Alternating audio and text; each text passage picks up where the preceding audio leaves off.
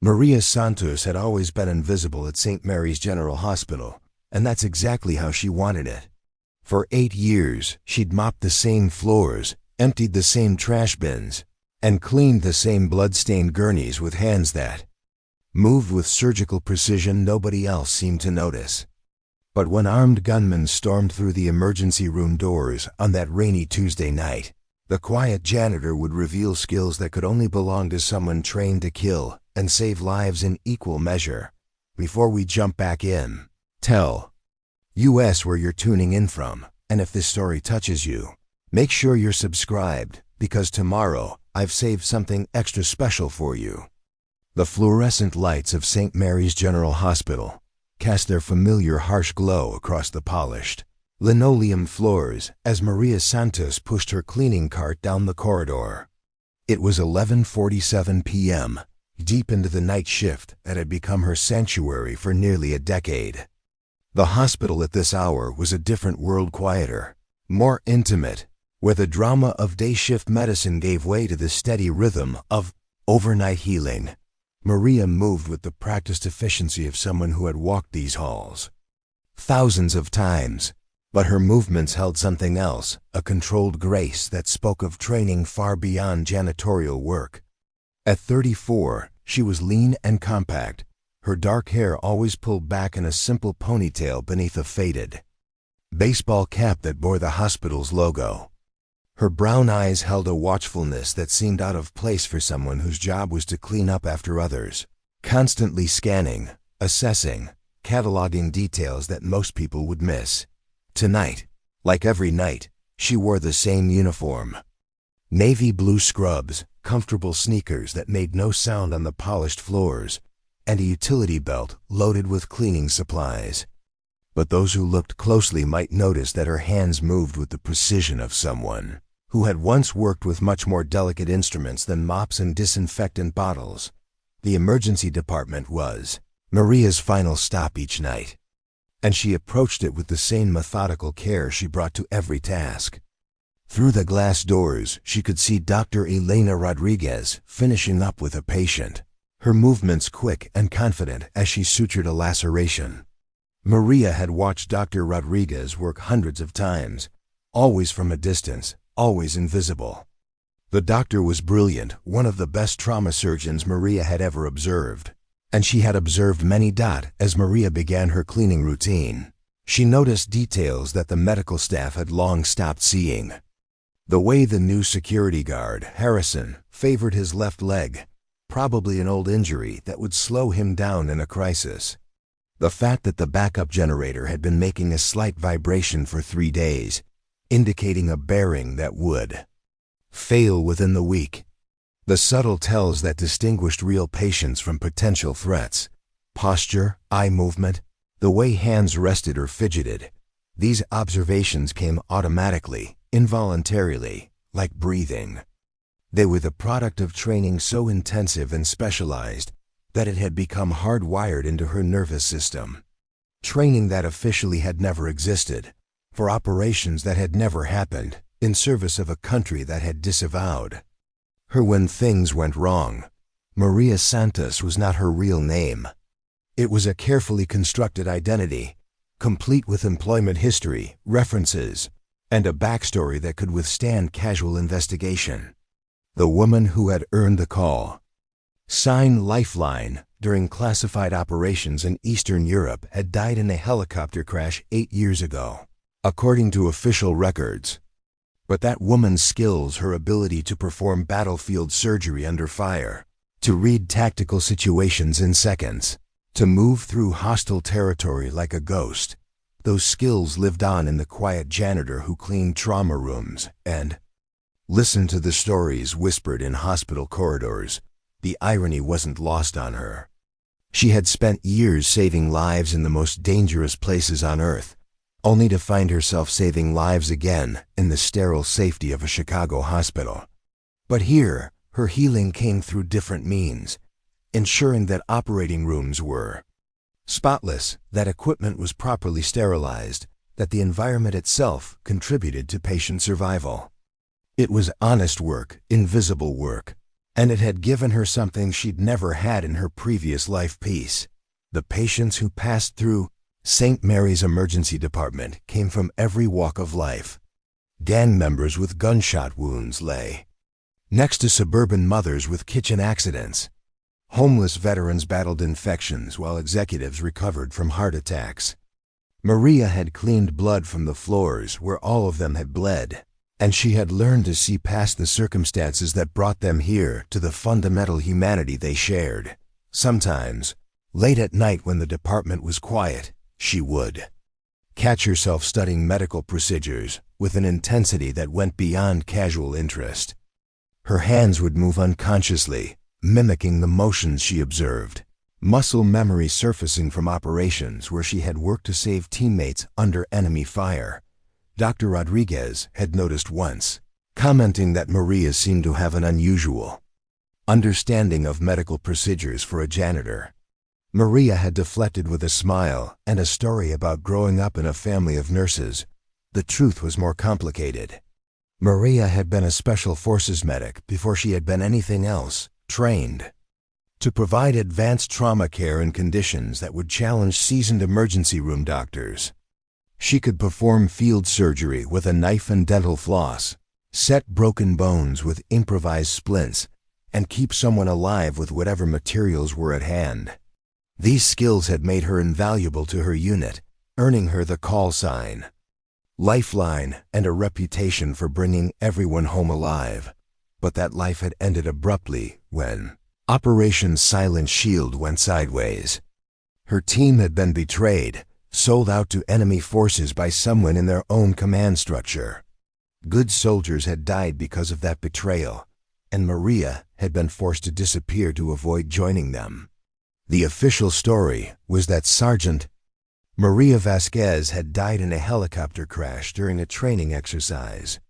The unofficial truth was that she had been marked for elimination by the same forces that had destroyed her team. Now, as she cleaned the emergency department that had become her world, Maria allowed herself to believe that the past had finally stayed buried. 8 years was a long time. People forgot. Files got archived. The wars that had shaped her had given way to new conflicts, new secrets, new betrayals. She had built a life here, not glamorous, not exciting, but hers. She finished cleaning the trauma bays and moved toward the supply closet to restock her cart. The night was quiet, peaceful in the way that hospital nights could be when no major emergencies were unfolding. Dr. Rodriguez was finishing her paperwork. The nurses were checking on patients, and the security guard was making his rounds. Everything was normal, routine, safe. Maria had no way of knowing that 3 blocks away, a black SUV was pulling into the hospital parking lot. She couldn't see the men inside checking their weapons, reviewing building schematics, or confirming the identity of their primary target. She was unaware that the peaceful life she had built was about to collide with the violent past she had tried so hard to leave behind. As she loaded fresh towels into her cart, Maria felt a familiar unease, the same sensation that had kept her alive through dozens of missions in hostile territory. It was subtle, barely perceptible, but unmistakable. The feeling of being watched, of danger approaching like a storm front on a clear horizon. She paused, listening to the familiar sounds of the hospital at night. Everything seemed normal, but her instincts, honed by years of training and survival, told her otherwise. Something was wrong. Something was coming.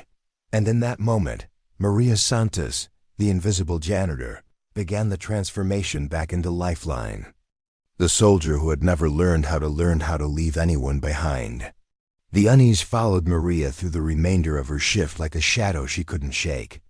She had learned long ago to trust her instincts. They had kept her alive in places where trusting the wrong person or missing the wrong signal meant death. But 8 years of peaceful routine had dulled the sharp edge of constant vigilance, and she found herself questioning whether her paranoia was justified or simply the ghost of a life she'd tried to forget. At 3:17 a.m., that question was answered in the most dramatic way possible. Maria was restocking medical supplies and trauma. Bay 3 when she heard Dr. Rodriguez's sharp intake of breath from the neighboring bay. Through the thin partition, she could hear the doctor speaking in rapid, urgent Spanish to a patient who had just been brought in by ambulance. The words were familiar to Maria, not just the language, but the specific medical terminology that Dr. Rodriguez was using to describe what appeared to be a gunshot wound. Entry wound consistent with high-velocity rifle round, Dr. Rodriguez was saying to the attending nurse. Trajectory suggests the shooter was positioned at elevation, probably a rooftop. This wasn't random street violence. Maria's hands stilled. On the gauze packages she was organizing. High-velocity rifle round, elevated position. The clinical description triggered memories she had worked hard to suppress, memories of treating similar wounds in urban combat zones, of tracking sniper positions, of the way professional killers worked. She moved closer to the partition, her cleaning forgotten. Through the gap in the curtain, she could see the patient. A man in his 40s, Hispanic, wearing clothes that suggested he was neither wealthy nor poor. But it was his hands that caught Maria's attention, scarred, calloused in specific ways. That spoke of weapons training and hard living.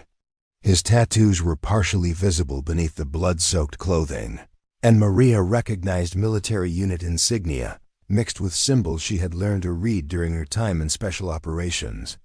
This wasn't a random victim. This was a soldier, or former soldier, and someone had tried very hard to kill him. "Doctor," the patient wheezed, grabbing Dr. Rodriguez's wrist with surprising strength. "They're coming. Tonight, the hospital." "Not safe," Dr. Rodriguez tried to calm him, assuming he was delirious from blood loss and trauma. But Maria heard something in his voice that the doctor missed, the clarity of someone delivering a warning, not the rambling of someone in shock. "Sir, you need to stay calm," Dr. Rodriguez said, preparing a sedative. "You're safe now. You're in the hospital." "No," the man insisted, his voice growing stronger despite his injuries.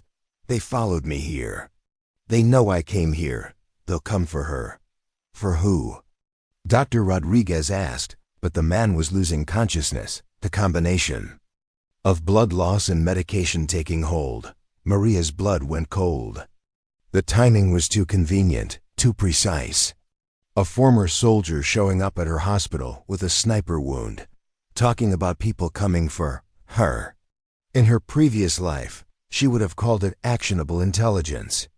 In her current life, she called it a death sentence arriving right on schedule. She slipped back into the supply closet and activated the emergency protocols she had hoped never to use.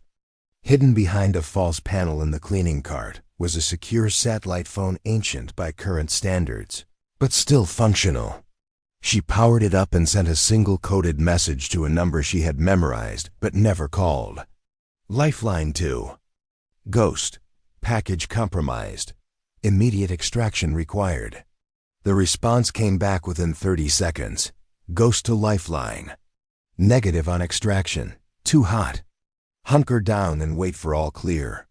Maria stared at the phone's small screen, processing the implications. If Ghost Tommy Martinez, her former teammate and the only person who knew she was alive, was telling her that extraction was impossible, then whatever was coming was bigger than a simple assassination attempt. This was a full-scale operation. She deleted the messages and returned the phone to its hiding place, her mind already shifting into tactical mode. The hospital had approximately 300 people inside at this hour: patients, staff, security, and visitors.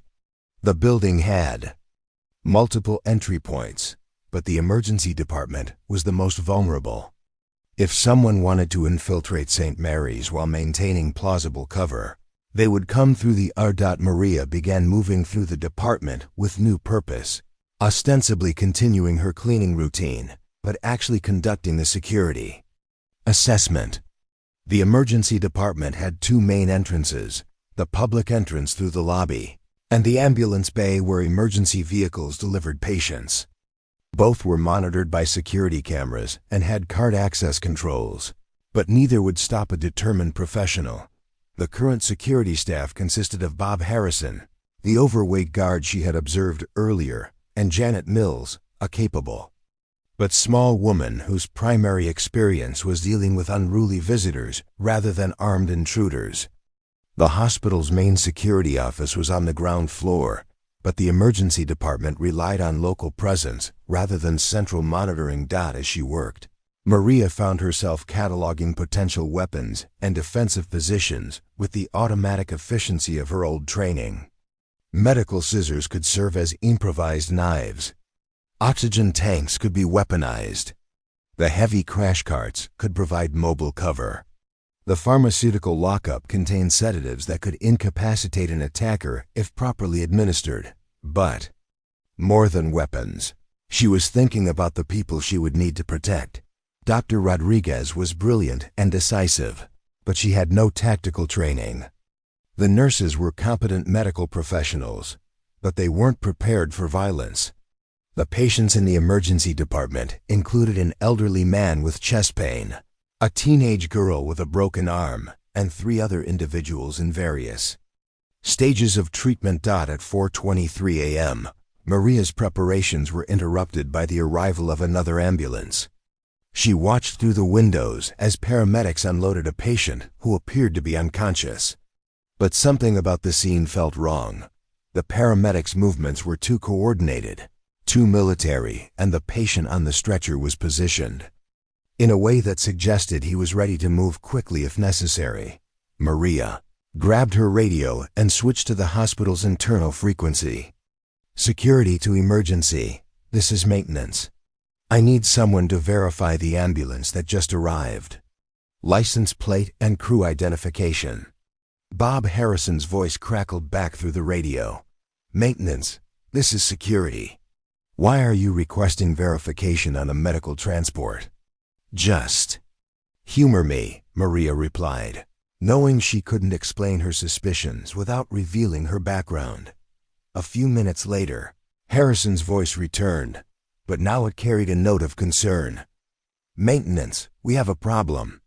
That ambulance isn't in our system. The license plate comes back to a vehicle that was reported stolen 3 hours ago." Maria's suspicions crystallized into certainty. The wounded soldier hadn't been followed to the hospital. He had been chased here, probably as part of a larger plan to flush out whoever he was trying to warn. And now the hunters had arrived, disguised as the very people the hospital was designed to trust. She moved quickly to the nurse's station and caught Dr. Rodriguez's attention. "Doctor, I need you to listen carefully and not ask questions. That ambulance crew that just arrived, they're not real paramedics. You need to initiate a lockdown immediately." Dr. Rodriguez looked at her with confusion and growing alarm. "Maria, what are you talking about? How would you know?" "Because I've seen this before," Maria said quietly. "Please, trust me. Lock down the department and get everyone away from the main entrances."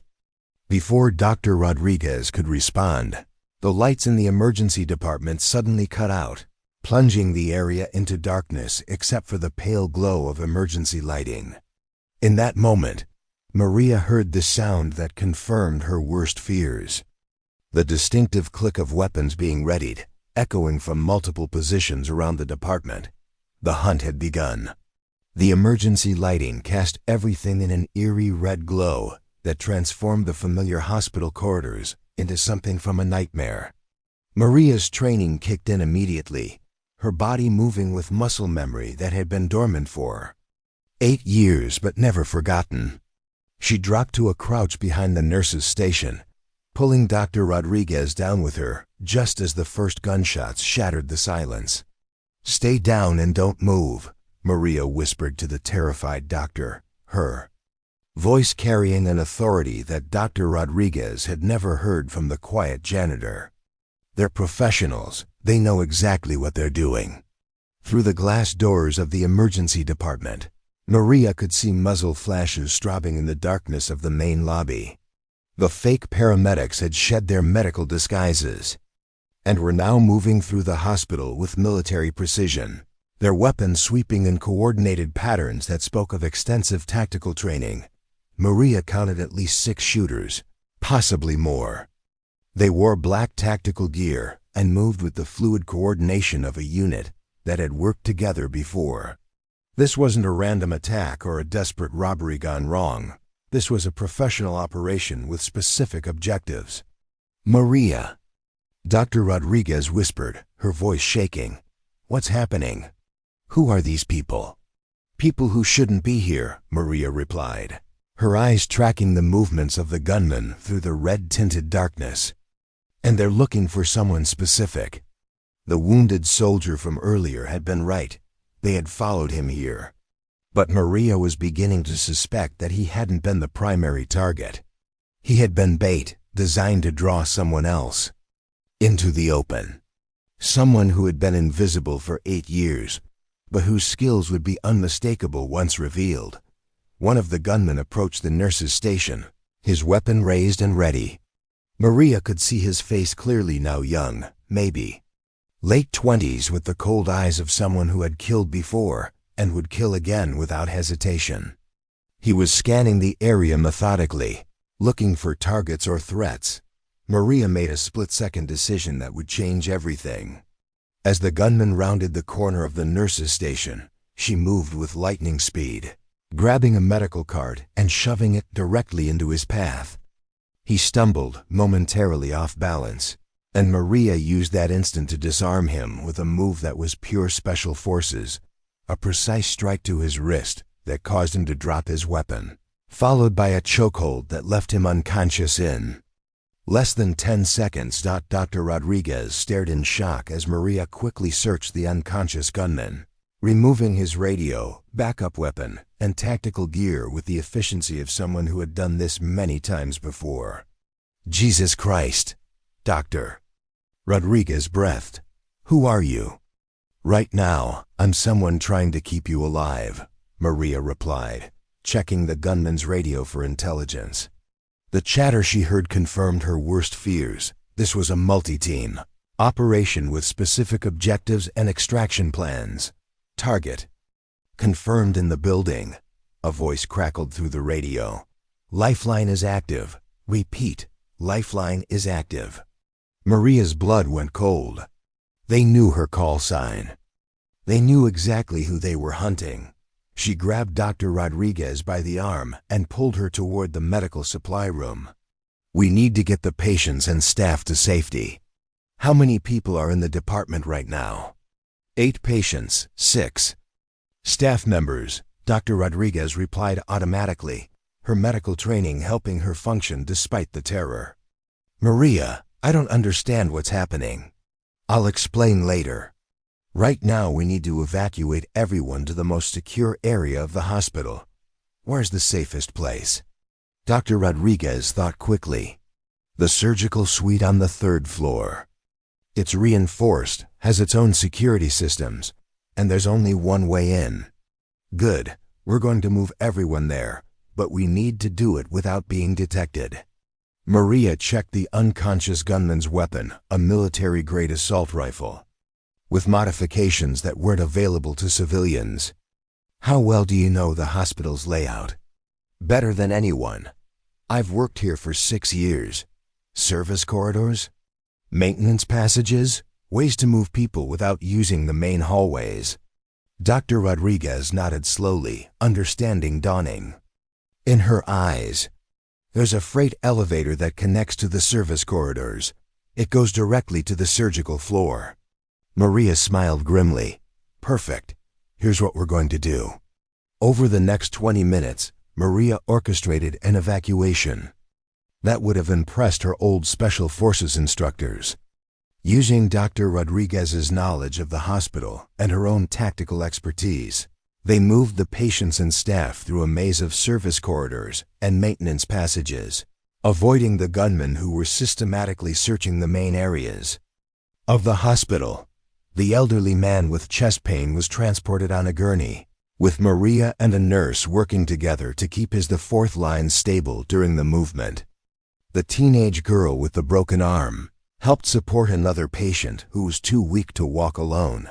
Dr. Rodriguez led the group, using her medical authority to keep everyone calm and focused. But as they reached the freight elevator, Maria heard something that made her stomach drop, the distinctive sound of helicopters approaching the hospital.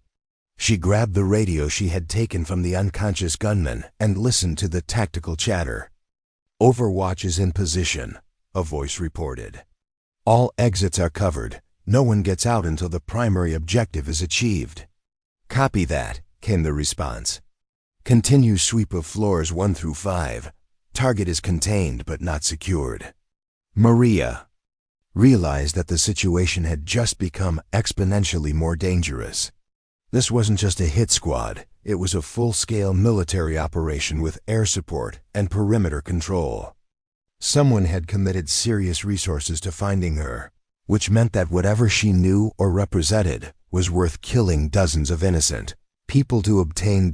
As the freight elevator rose toward the surgical floor, Maria made a decision that went against every instinct that had kept her alive for the past 8 years. Instead of continuing to hide, instead of trying to escape, she was going to fight back. Too many innocent people were in danger, and she was the only one with the skills to protect them. "Dr. Rodriguez," she said quietly as the elevator climbed, "once we get everyone secured, I need you to do exactly what I tell you. Can you handle that?" The doctor looked at her with a mixture of fear and determination. "Maria, whoever you really are, these people came here because of you, didn't they?" Maria nodded. "Yes, and I'm going to make sure they regret it." The elevator reached the 3rd floor, and Maria began the process of transforming from invisible janitor to the warrior she had once been. The hospital had become a battlefield, and Lifeline was about to remind everyone why that call sign had once struck fear into the hearts of America's enemies. But first, she had to make sure that the innocent people under her protection would survive what was coming next. The surgical suite on the 3rd floor of St. Mary's Hospital had been designed as a sterile sanctuary where life and death decisions were made with precision and skill. Tonight, it would serve a different purpose as a fortress where a former Special Forces medic would make her last stand against an enemy that had hunted her across 8 years and half a continent. Maria moved through the surgical suite with the confidence of someone who belonged there, quickly assessing the space for defensive advantages. The reinforced doors could be secured from the inside. The surgical instruments could serve as weapons if necessary. Most importantly, the suite had its own communication system that bypassed the hospital's main network. "Everyone stay calm and quiet," Maria announced to the group of patients and staff she had evacuated. "We're going to be here for a while, but you're safe as long as you follow my instructions." Dr. Rodriguez pulled Maria aside, her voice urgent but controlled. "I need answers right now. Those men downstairs, they're not random criminals.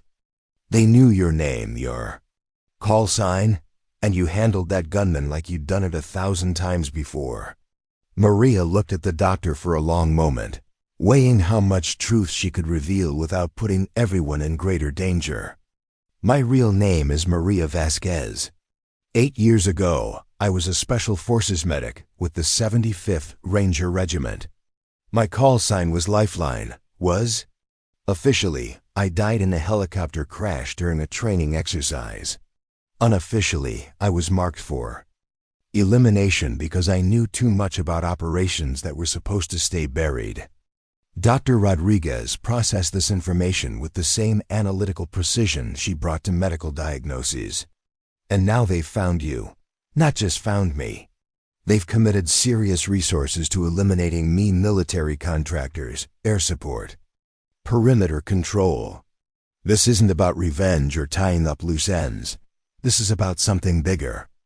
Before Dr. Rodriguez could respond, the surgical suite's communication system crackled to life. A voice that Maria recognized with a chill of dread filled the room. "Maria Vasquez, call sign Lifeline. This is Colonel David Kane. I know you can hear me." Maria's hands clenched into fists. Kane, the officer who had betrayed Operation Silent Shield, who had sold out her team for career advancement and classified information, the man she had thought was dead. "You've caused me considerable inconvenience over the years," Kane continued, his voice carrying the smooth confidence of someone who believed he held all the advantages. "But tonight that ends. You have something I need, and I have something you care about: innocent lives." Maria moved to the communication panel and keyed the microphone. "Kane, I should have known you were too much of a coward to die with the rest of the team you betrayed. Ah, there's the Maria I remember. Always so direct, so moral. It was that inflexibility that made you a liability then, and it's what's going to get you killed now. What do you want? You know what I want. The files from Operation Silent Shield. The evidence you collected before everything went sideways. I know you didn't die in that helicopter crash. You're too stubborn to die that easily. And I know you kept insurance, documentation that could implicate certain individuals in activities that were necessary for national security."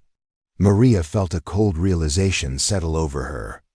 The files encrypted drives containing evidence of Kane's betrayal, records of illegal operations, financial transactions that proved the scope of the corruption within their command structure.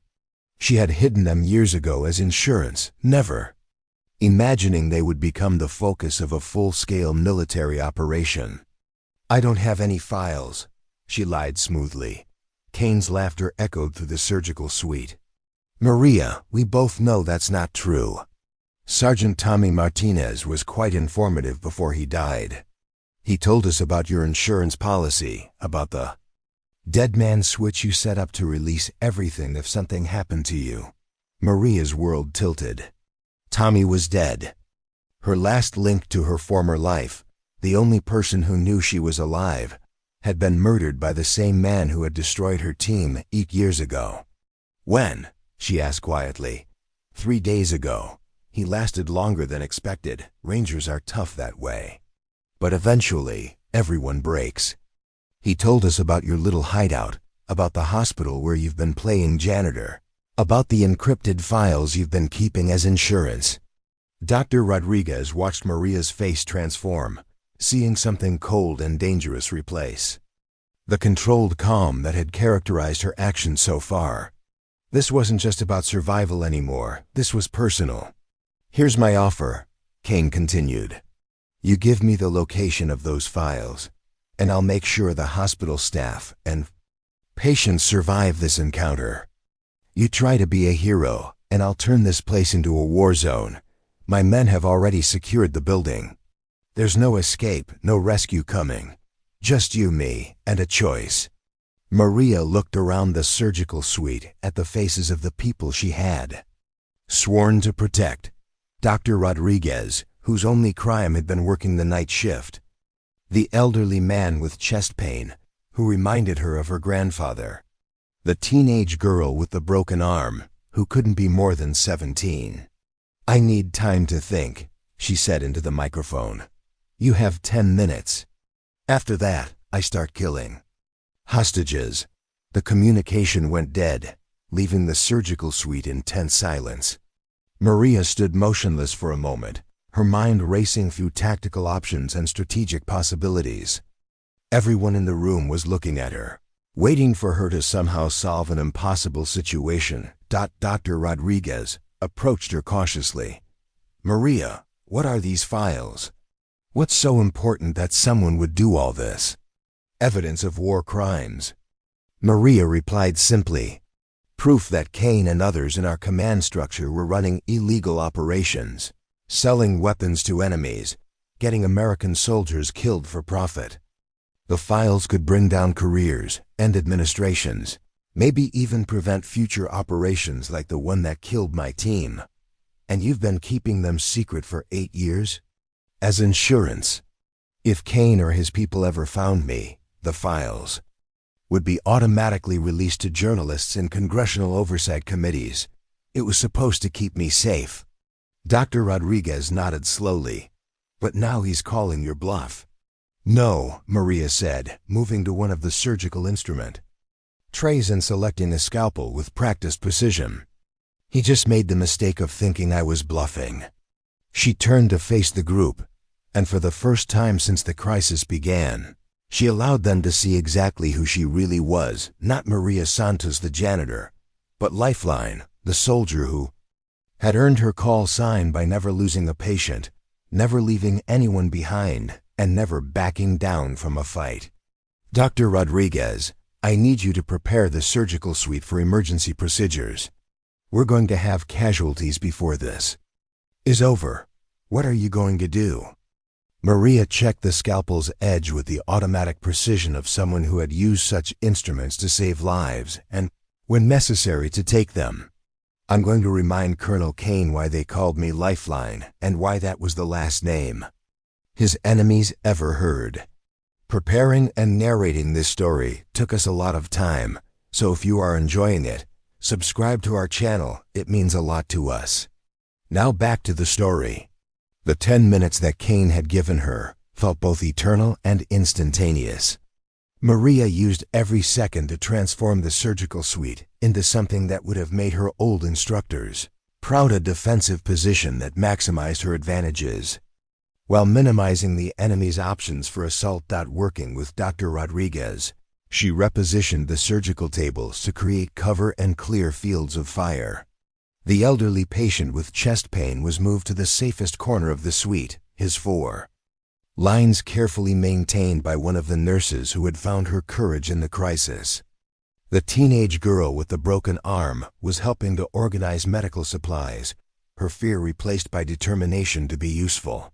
Maria, Dr. Rodriguez said quietly as they worked, if these files are so important, why don't you just give him what he wants? Maybe he'll let everyone go.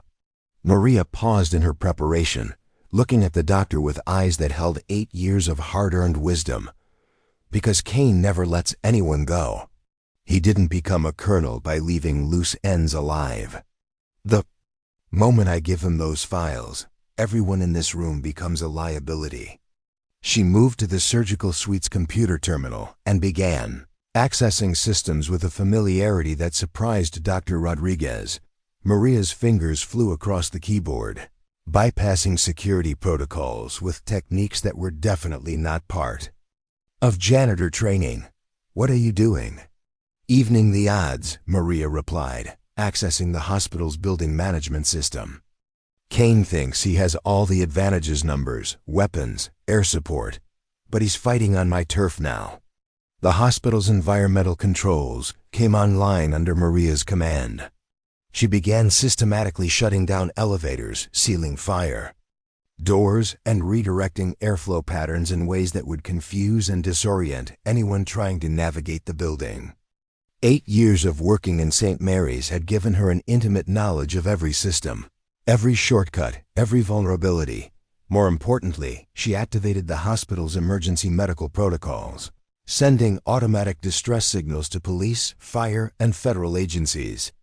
Kane might have the building surrounded, but he couldn't control every radio frequency or block every emergency transmission.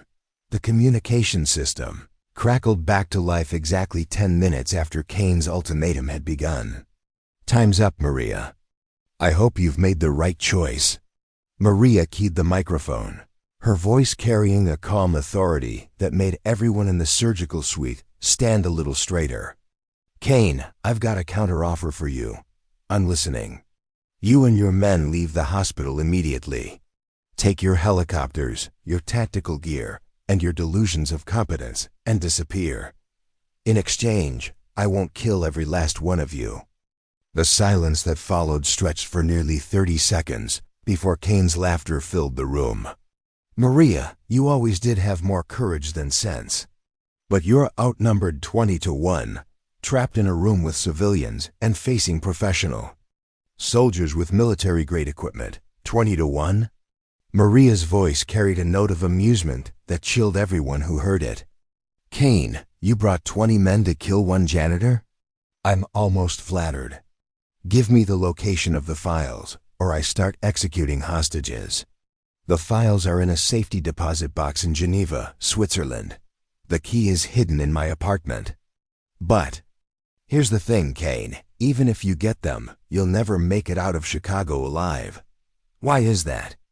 Maria smiled, and Dr. Rodriguez saw something in that expression that reminded her why this woman had once been considered one of the military's most dangerous operators. Because while you've been hunting me, I've been documenting you. Every communication you've made tonight, every tactical decision, every violation of federal law. It's all been recorded and transmitted to some very interested parties. This was partially true. Maria had indeed been recording Kane's communications and transmitting them through encrypted channels. But the real trap she was setting was far more subtle and infinitely more dangerous. You're bluffing. Am I? Check your secure communications, Kane. I think you'll find some very interesting messages waiting for you. There was a pause, followed by the sound of urgent radio chatter in the background of Kane's transmission. Maria had used her access to the hospital's communication systems to flood Kane's tactical frequencies with false information, creating confusion and doubt within his team. More importantly, she had transmitted Kane's real-time location and operational details to contacts within federal law enforcement agencies, contacts who didn't know Maria Vasquez was alive, but who had been tracking Kane's illegal activities for years. Clever, Kane admitted, his voice tight with controlled anger, but ultimately pointless. Even if law enforcement responds, they'll find only the aftermath of a terrorist attack on a hospital. You and everyone with you will be dead. And I'll be long gone. That's where you're wrong, Kane. You made one critical mistake, which is, you assumed I was hiding in this surgical suite because I was trapped, but I'm not hiding from you anymore. Maria moved to the surgical suite's ventilation grate, removing it with tools she had retrieved from her janitor's cart. Behind the grate was a maintenance shaft that connected to the hospital's extensive ductwork system, a system she had mapped and memorized during 8 years of routine maintenance work.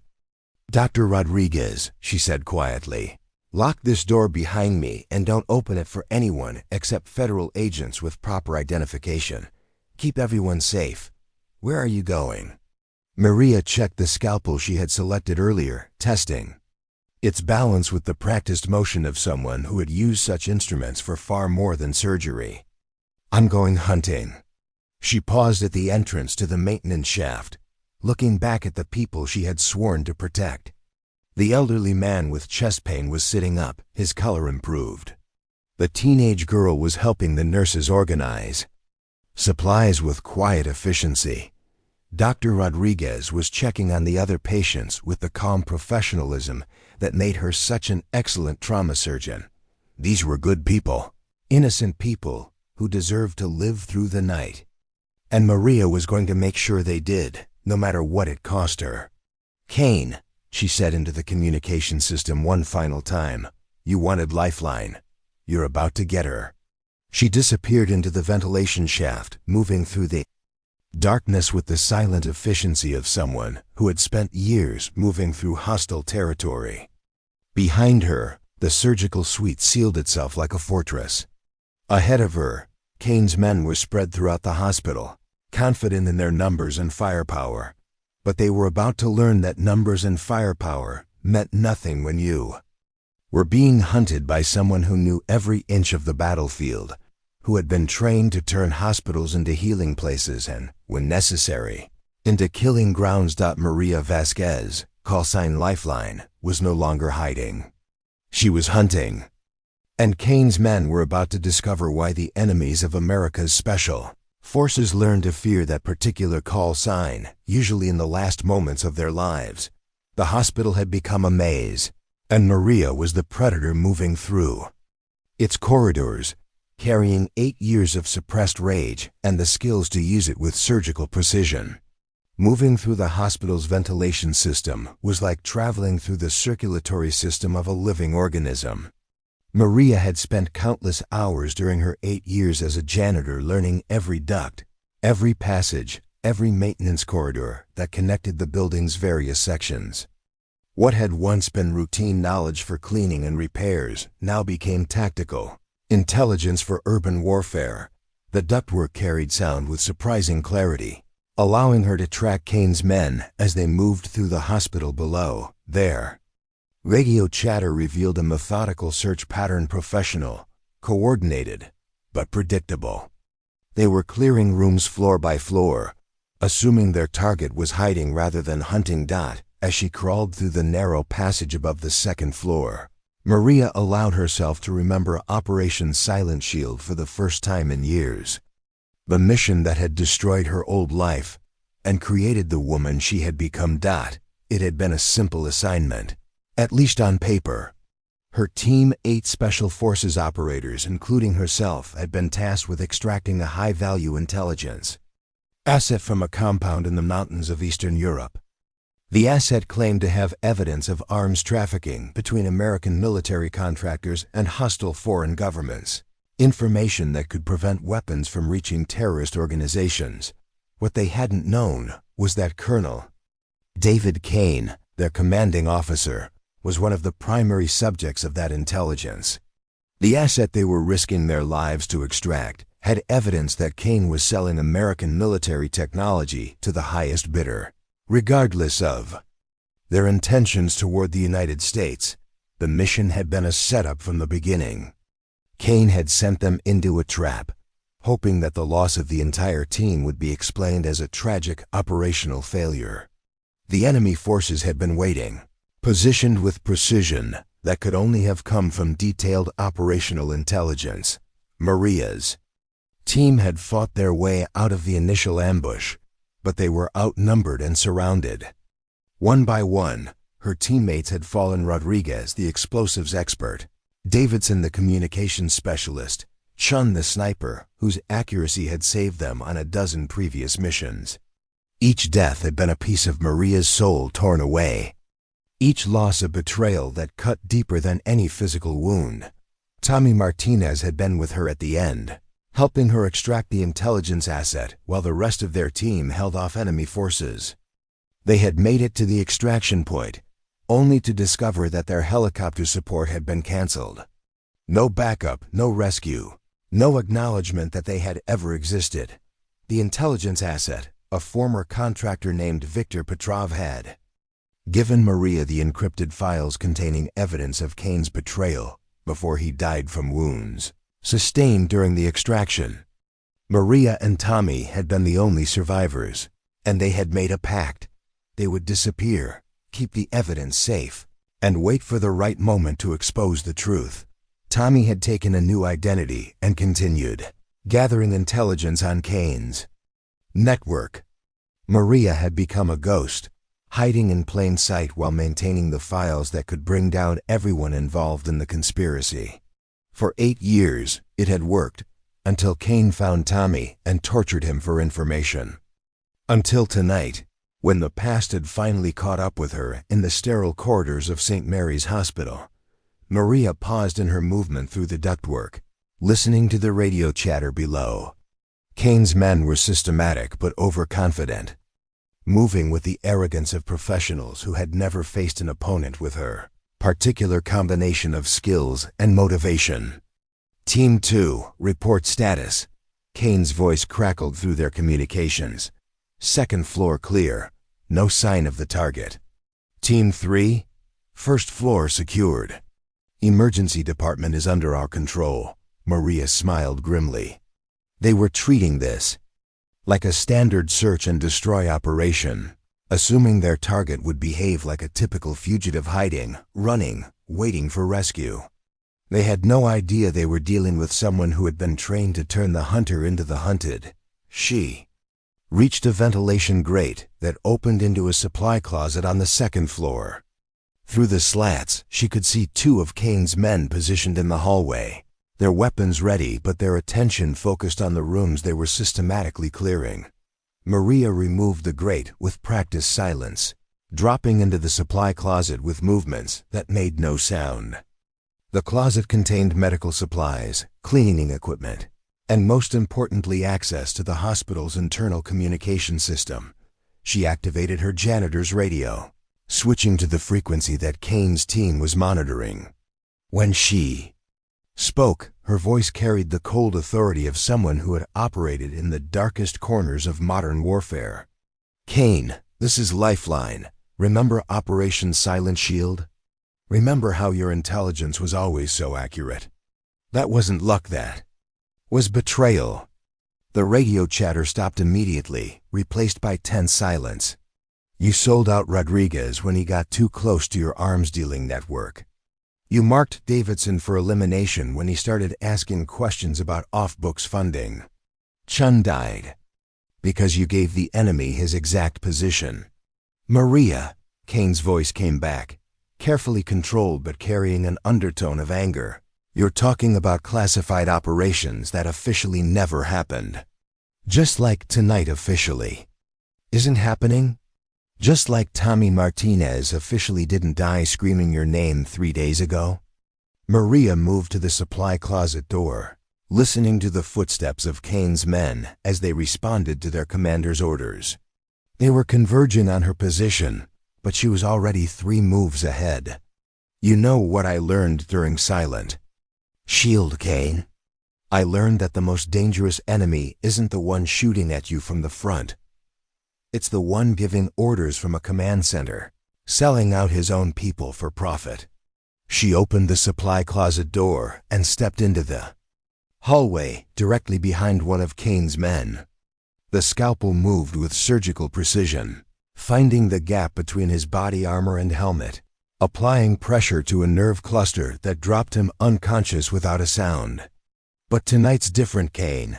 Tonight you're not giving orders from a safe distance. You're here, in my hospital, threatening my people. And that means I can finally give you what you've deserved for 8 years. The second gunman spun around at the sound of his partner hitting the floor, but Maria was already moving. She disarmed him with a technique that would have been familiar to any special forces operator, a precise combination of leverage and momentum that left him weaponless and unconscious in under 5 seconds. "Team 2, report." Kane's voice was sharp with concern. "Team 2, respond." Maria keyed the radio one final time before discarding it. "Kane, you trained me to be a weapon. You taught me to eliminate threats to American security. Congratulations, you've become one." She gathered the weapons and equipment from the 2 unconscious men, checking each piece with the automatic efficiency of someone who had done this countless times in far more dangerous situations. Military-grade assault rifles, tactical radios, flashbang grenades, and enough ammunition for a small war. But more than weapons, she now had something even more valuable: confirmation that Kane's men were using standard military tactics and equipment. That meant they would be predictable, following protocols she knew as well as they did. Maria disappeared back into the hospital's maze of corridors and maintenance passages. But now she was no longer just evading capture. She was implementing a plan that would systematically dismantle Kane's operation, eliminate his tactical advantages, and force him into a confrontation where her knowledge of the hospital would matter more than his superior numbers. Operation Silent Shield had ended with betrayal and death 8 years ago. Tonight, in the corridors of St. Mary's Hospital, it would finally reach its conclusion. And this time, Maria intended to make sure that the only ghost remaining would be the memory of Colonel David Kane. Kane's voice echoed through the hospital's communication system with barely controlled fury. "All teams, converge on the 2nd floor. Target is armed and extremely dangerous. Rules of engagement are weapons-free, shoot to kill." Maria listened to the tactical chatter from her position in a maintenance corridor between the 2nd and 3rd floors, tracking the movement of Kane's men through their radio communications. They were abandoning their methodical search pattern, responding to their losses with increased aggression rather than tactical adaptation. It was exactly what she had expected and exactly what she had planned for. Professional soldiers were trained to follow protocols, to respond to threats according to established procedures. But Maria had helped write some of those procedures. More importantly, She understood their psychological limitations. Kane's men were skilled, but they were operating in an unfamiliar environment against an opponent who knew every sight line, every choke point, every tactical advantage the hospital offered. She moved through the service corridors with silent efficiency, using her intimate knowledge of the building's layout to stay ahead of the converging teams. But more than avoiding them, she was positioning herself for the next phase of her operation, turning Kane's tactical advantages against him. The hospital's pharmaceutical storage room was located on the second floor, secured behind reinforced doors and electronic locks that were designed to prevent drug theft. For Maria, who had spent years maintaining the hospital's security systems, the locks were merely an inconvenience. Inside the pharmaceutical storage, she found exactly what she needed: propofol, midazolam, and other sedatives that could be weaponized with the right delivery system. Her Special Forces medical training had included extensive study of chemical agents and their tactical applications. Tonight, that knowledge would prove invaluable. Working with the precision of someone who had performed similar tasks under combat conditions, Maria prepared several improvised devices using syringes, small oxygen canisters, and pharmaceutical compounds. The result was a collection of non-lethal weapons that could incapacitate targets without permanent harm, important when operating in a hospital filled with innocent people. As she worked, Kane's voice continued to echo through the hospital's communication system.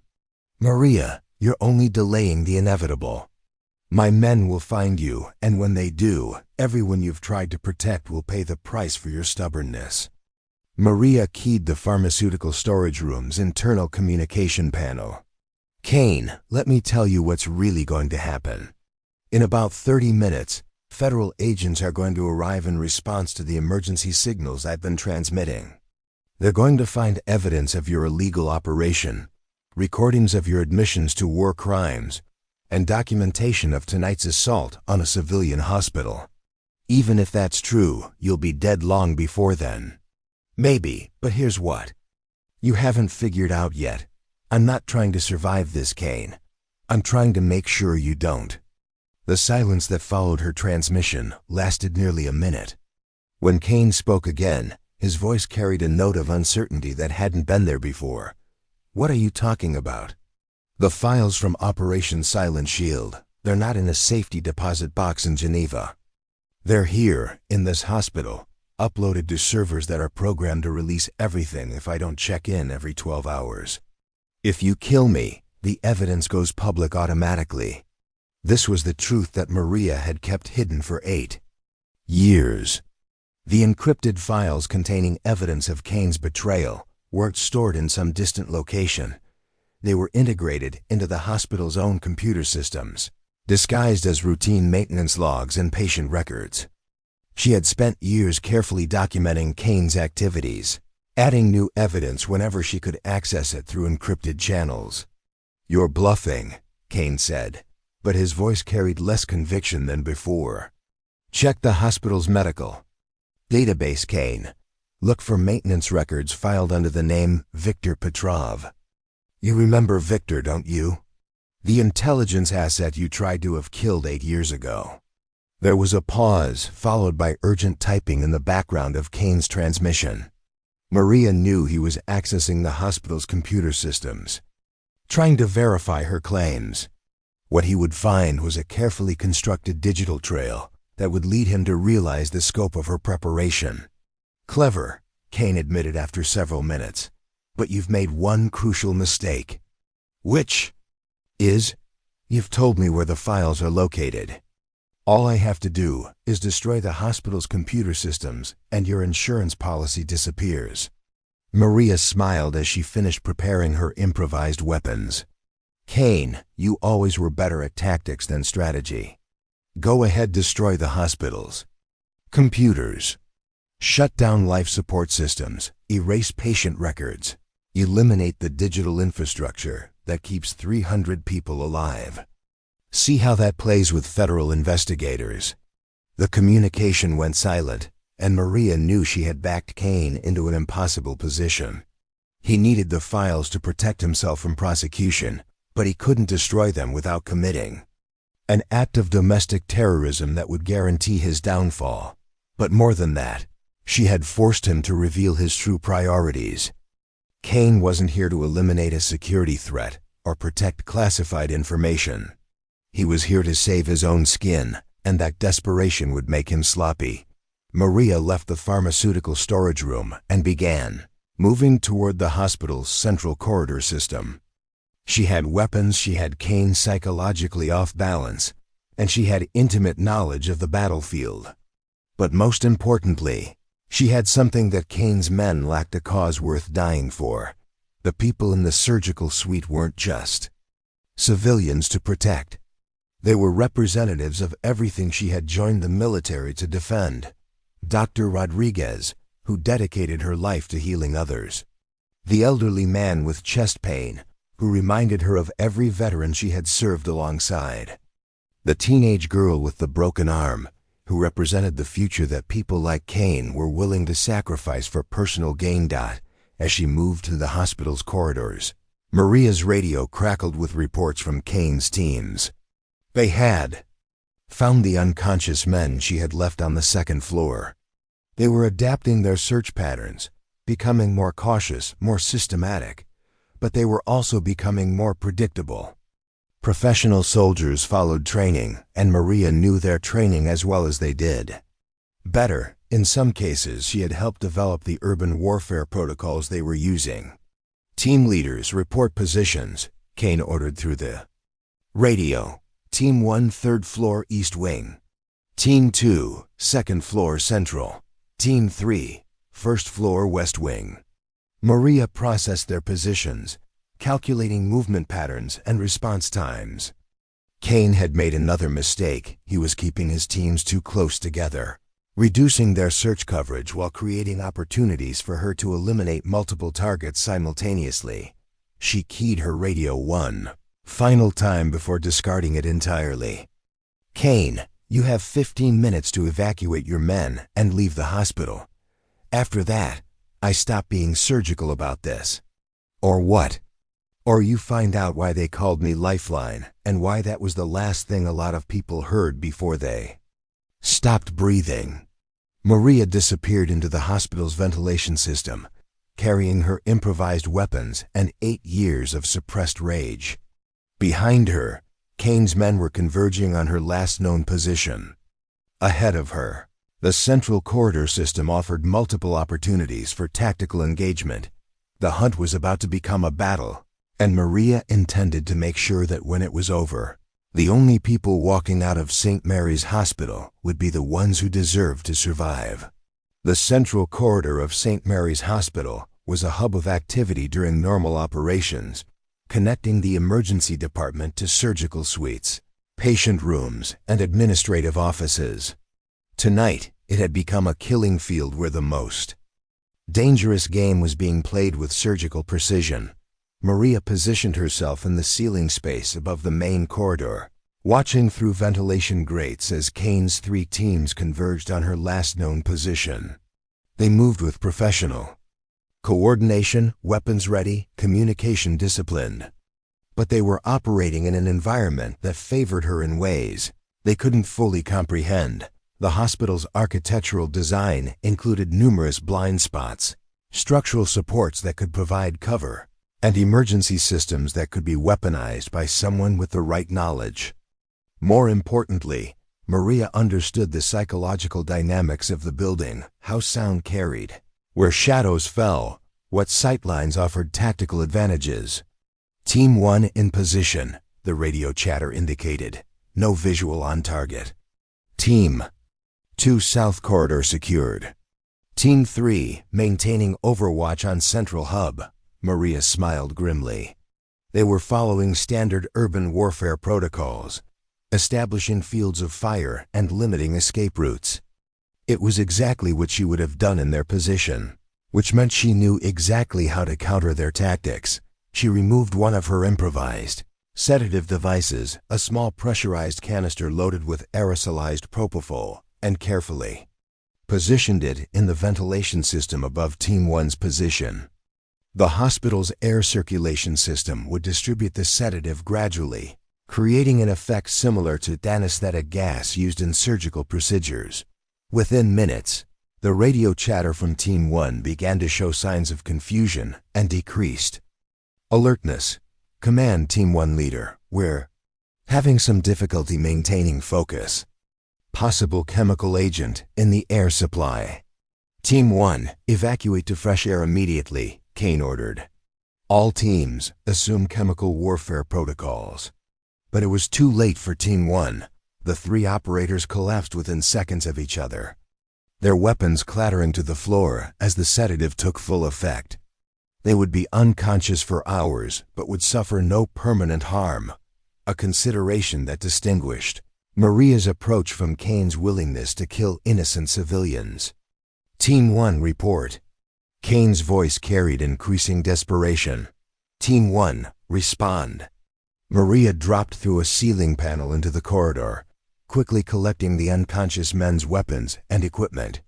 Military-grade assault rifles, tactical communication devices, and enough ammunition to supply a small unit. But more valuable than the hardware was the intelligence she gathered from their radio traffic. Kane was operating from the hospital's administrative offices on the 4th floor, using the building's internal communication systems to coordinate his teams. He had positioned himself where he believed he would be safe from direct assault while maintaining command and control over the operation. It was a tactically sound decision that revealed both his military training and his fundamental weakness. Kane had always preferred to command from a distance, sending others to take risks while he remained protected.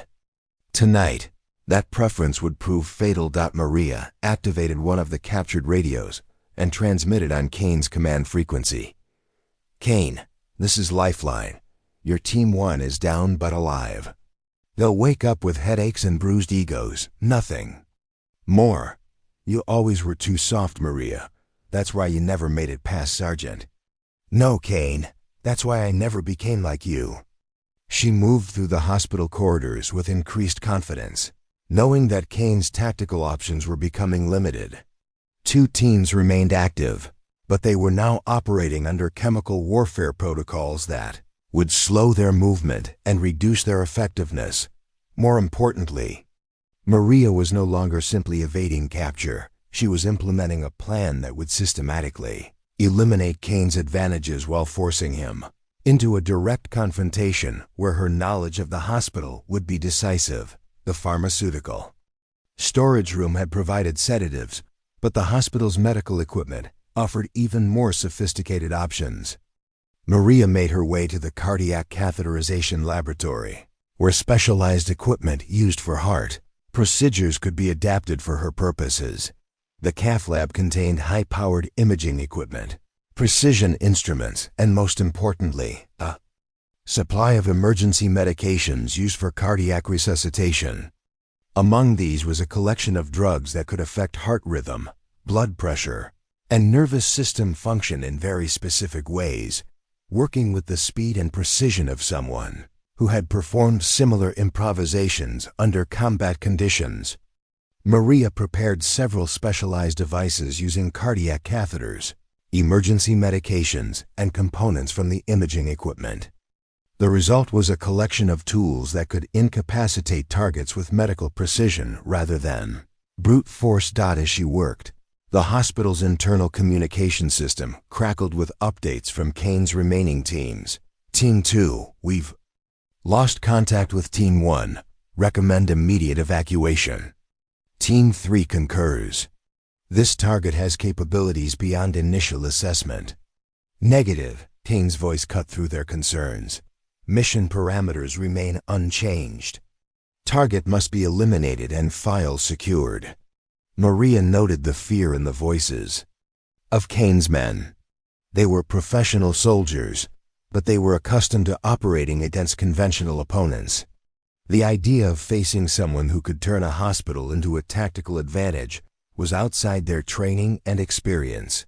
She keyed the cardiac lab's communication panel, broadcasting on the frequency that Kane's teams were monitoring.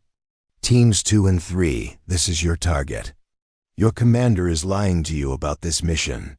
Target is attempting psychological warfare, Kane immediately responded. Maintain radio discipline. Ask Kane about Operation Silent Shield, Maria continued. Ask him about the 8 Special Forces operators who died because he sold them out to enemy forces. Ask him about the weapons deals he's been running with terrorist organizations. Shut her down, Kane ordered, but Maria could hear uncertainty in the radio chatter from his remaining teams. Your mission tonight isn't about national security, she pressed.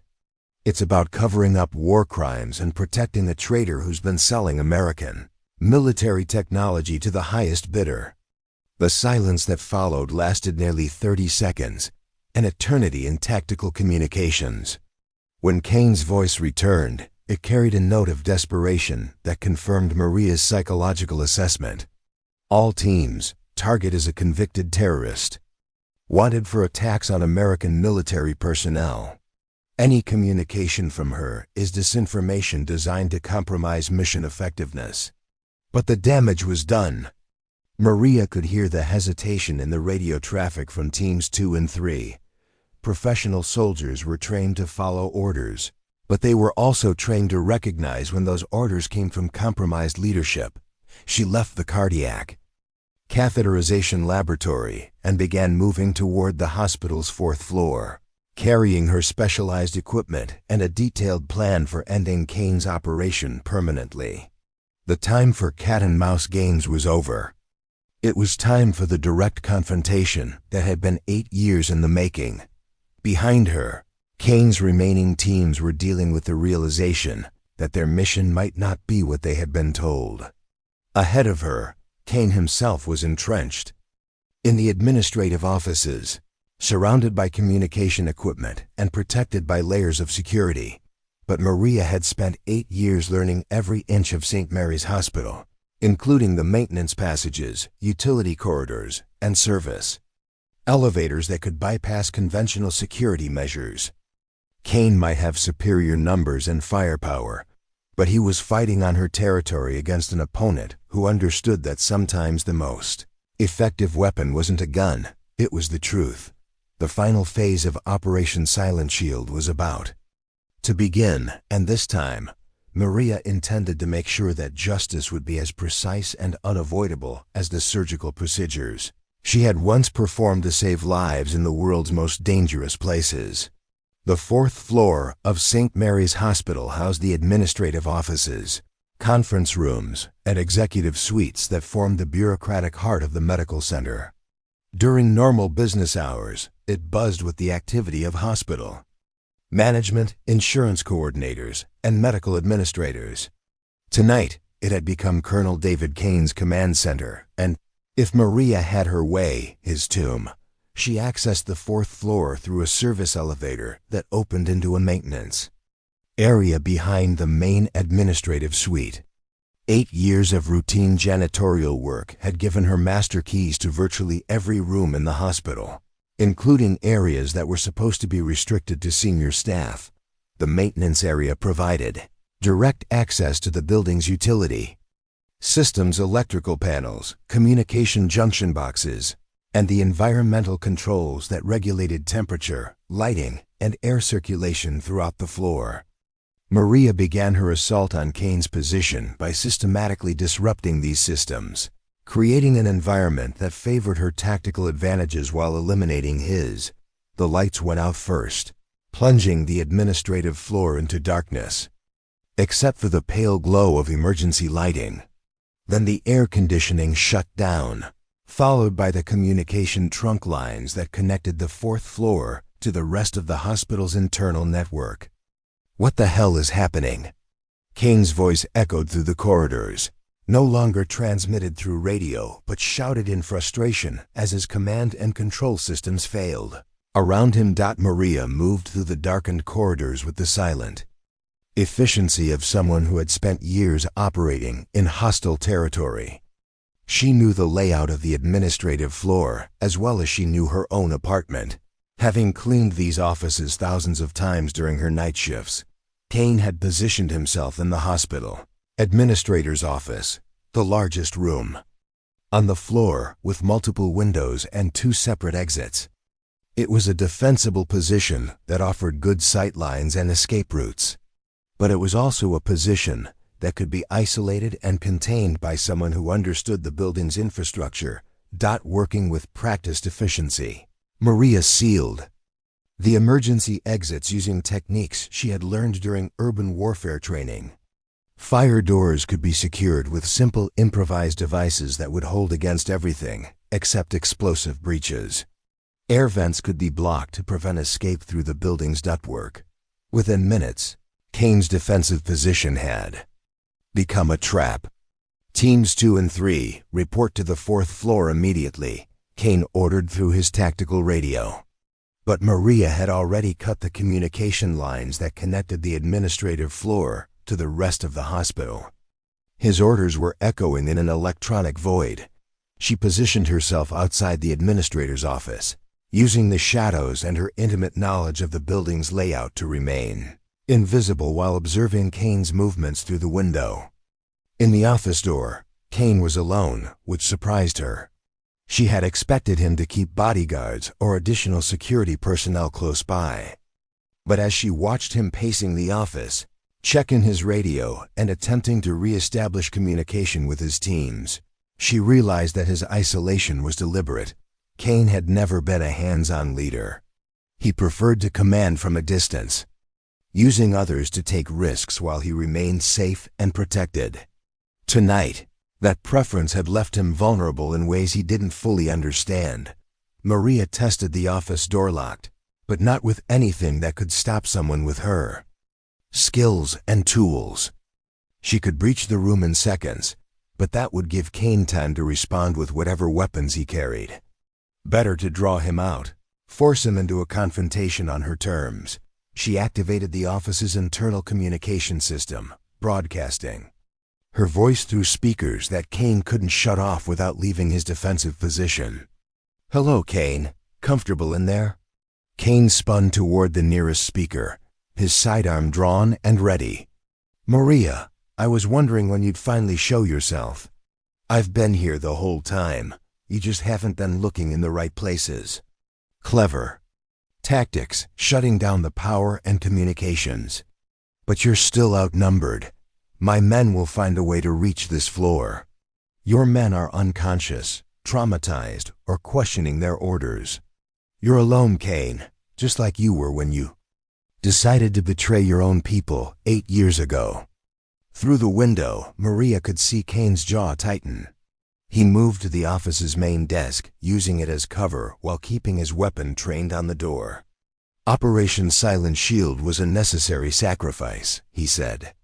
"Sometimes good soldiers die so that important objectives can be achieved." "What objectives? Your bank account? Your promotion to colonel? The weapons deals you've been running with terrorist organizations?" "You always were too idealistic, Maria. Too focused on individual lives to see the bigger picture." Maria moved closer to the office door, testing its security while maintaining her position in the shadows. "The bigger picture? Let me tell you about the bigger picture, Kane. Viktor Petrov's intelligence didn't just implicate you, it exposed an entire network of military contractors who were selling American weapons to hostile foreign governments. Intelligence that was supposed to be contained and controlled. Controlled by murdering the people who risked their lives to obtain it." Kane's laughter echoed through the communication system. "Maria, you still don't understand.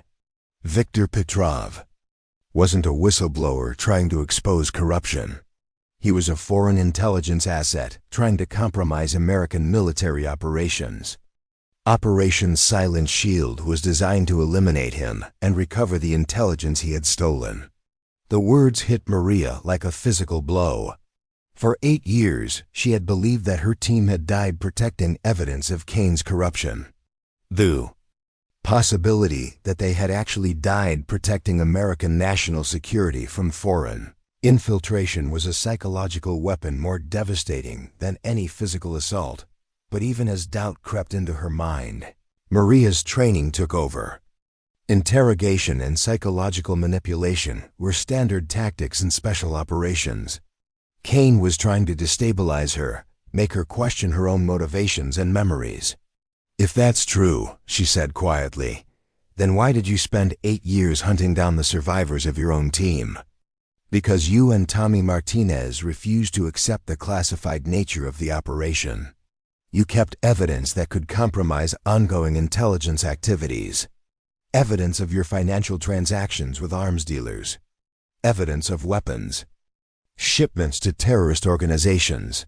Evidence of American soldiers dying because you sold them out for profit." The silence that followed lasted nearly a minute. When Kane spoke again, his voice carried a note of resignation that suggested he was finished with deception. "Maria, even if everything you believe is true, what do you think you can accomplish here?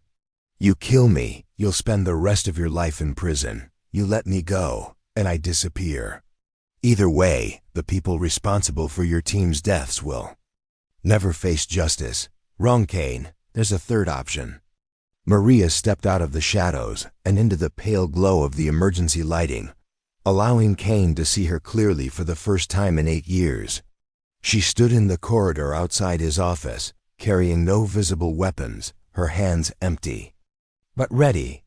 "The third option is that you confess everything, the corruption, the betrayals, the murders, and you do it while being recorded by the same systems you've been using to communicate with your teams."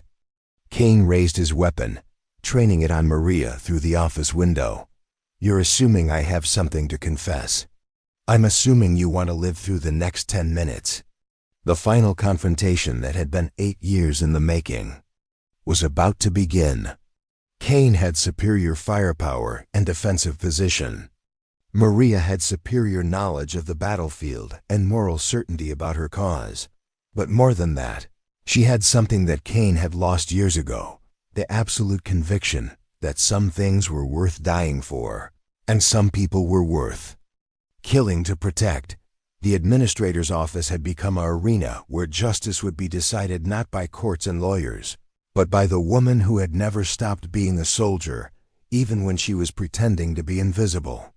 The standoff lasted exactly 37 seconds, long enough for Kane to realize that his tactical position wasn't as strong as he had believed, and for Maria to confirm that 8 years of suppressed rage could be channeled into surgical precision. When the moment demanded it, Kane fired first, his shot shattering the office window as Maria moved with fluid grace that seemed to defy physics. The bullet passed through empty air where she had been standing a fraction of a second earlier. She rolled, came up behind a structural pillar, and used the momentum to launch one of her improvised medical devices with accuracy that would have impressed her old instructors. The device, a modified cardiac catheter loaded with a precise dose of sedative, struck Kane in the neck with the force and accuracy of a dart. He had perhaps 3 seconds to understand what had happened before the medication took effect, dropping him unconscious with the same clinical efficiency that Maria had once used to save lives on distant battlefields. Maria entered the office cautiously, her training demanding that she verify the threat was neutralized before relaxing her guard. Kane was breathing normally, his pulse steady but slow. He would be unconscious for several hours, but would suffer no permanent harm, a consideration that distinguished her from the man who had murdered her teammates. She secured Kane's weapon and checked his tactical equipment, finding encrypted communication devices, classified documents, and financial records that would provide additional evidence of his criminal activities.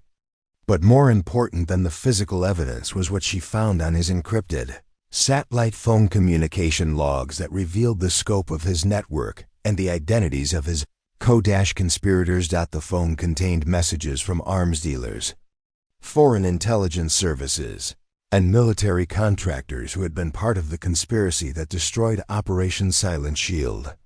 Names, dates, financial transactions, and operational details that could bring down an entire network of corruption within the military-industrial complex. Maria photographed everything, uploading the images to secure servers through encrypted Channels that would ensure the evidence reached the right people, even if something happened to her.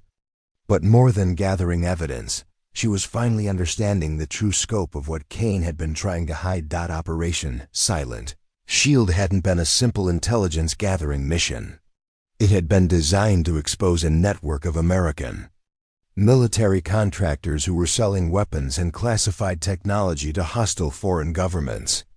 Viktor Petrov had been a double agent, officially working for foreign intelligence, but actually gathering evidence for American authorities who suspected corruption within their own ranks. Kane's betrayal hadn't just resulted in the deaths of 8 Special Forces operators. It had allowed a network of arms dealers to continue selling American military technology to terrorist organizations, resulting in countless additional deaths over the following 8 years. The weight of this realization settled over Maria like a physical burden. Her team hadn't died protecting evidence of Kane's corruption. They had died because Kane was protecting a corruption network that continued to threaten American national security. The evidence she had been hiding could have prevented years of additional violence and death. She activated the office's emergency communication system and began transmitting on frequencies monitored by federal law enforcement agencies. The message was simple but comprehensive: identification of her location, summary of the evidence she had gathered, and a request for immediate federal response to what she was classifying as a national security emergency. The response came within minutes. Federal agencies had been tracking unusual activity at St. Mary's Hospital since Maria had begun transmitting emergency signals hours earlier. Teams from the FBI, DIA, and military criminal investigation units were already en route, coordinated through joint task forces that specialize in investigating military corruption. As Maria waited for federal agents to arrive, she made her way back to the surgical suite where Dr. Rodriguez and the other civilians were sheltering. The hospital's normal lighting and communication systems had been restored, and the oppressive atmosphere of danger was beginning to lift. She found Dr. Rodriguez checking on the patients with her usual professional competence. But the doctor's eyes showed the strain of the night's events. The elderly man with chest pain was stable, his cardiac rhythms normal despite the stress. The teenage girl with the broken arm was helping organize medical supplies, her young resilience already adapting to the extraordinary circumstances. "Is it over?" Dr. Rodriguez asked quietly. "It's over," Maria confirmed. "Federal agents will be here within the hour. Kane is unconscious but alive, and his men are either neutralized or fled." "And you? What happens to Maria Santos, the janitor?" Maria smiled sadly. Maria Santos never really existed. She was just a cover story, a way for someone else to hide from a past that finally caught up with her. Dr. Rodriguez studied her face in the pale surgical lighting. "So who are you really?" "Someone who spent 8 years learning that running from the truth doesn't make it go away. Someone who discovered that the best way to honor the dead is to make sure their deaths weren't meaningless." Over the next several hours, St. Mary's Hospital was transformed into a federal crime scene as investigators from multiple agencies began the process of documenting Kane's operation and gathering evidence of the broader conspiracy. Maria found herself at the center of debriefings that would continue for weeks, providing testimony that would be crucial for prosecuting not just Kane, but the entire network he had been protecting. The encrypted files she had hidden in the hospital's computer systems were extracted and analyzed, revealing financial transactions, operational communications, and strategic plans that implicated dozens of individuals in military contracting firms, foreign intelligence services, and government oversight positions. Kane himself, when he regained consciousness, proved to be surprisingly cooperative once he realized the scope of the evidence against him. Faced with charges that could result in life imprisonment or execution for treason, he agreed to provide testimony against his co-conspirators in exchange for a plea agreement that would spare his life. The investigation that followed would eventually expose corruption networks operating in multiple countries, result in the arrest of more than 40 individuals, and lead to reforms in military contracting procedures that would prevent similar betrayals in the future. But for Maria, the most important outcome was simpler: the 8 members of her Special Forces team who had died during Operation Silent Shield were finally recognized as heroes who had given their lives in service of American national security. Their names were added to memorials, their families received proper recognition and benefits, and their sacrifice was acknowledged by the same government that had once denied their existence. 3 months after the events at St. Mary's Hospital, Maria Vasquez received a presidential commendation for her role in exposing the conspiracy and preventing continued threats to national security. She accepted the award in a private ceremony, away from media attention that could compromise ongoing investigations. But she also received something more meaningful: a letter from Tommy Martinez's mother, thanking her for ensuring that her son's death had meaning and that his killers would face justice. Maria returned to Chicago after the ceremony, but not to St. Mary's Hospital. The building held too many memories of violence and betrayal, despite the justice that had emerged from the darkness. Instead, she found work at a veterans medical center on the south side of the city, providing care for soldiers who had returned from the same kinds of operations that had once defined her life. She was no longer invisible, but she was finally at peace. The woman who had spent 8 years hiding from her past had learned that the only way to truly escape the shadows was to shine light into them, no matter how much it hurt to see what had been hidden there.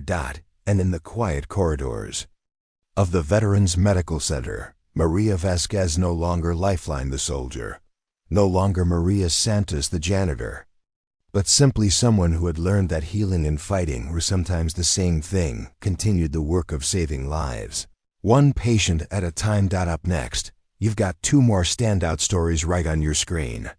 If this one hit the mark, you won't want to pass these up. Just click and check them out. And don't forget to subscribe and turn on the notification bell so you don't miss any upload from us.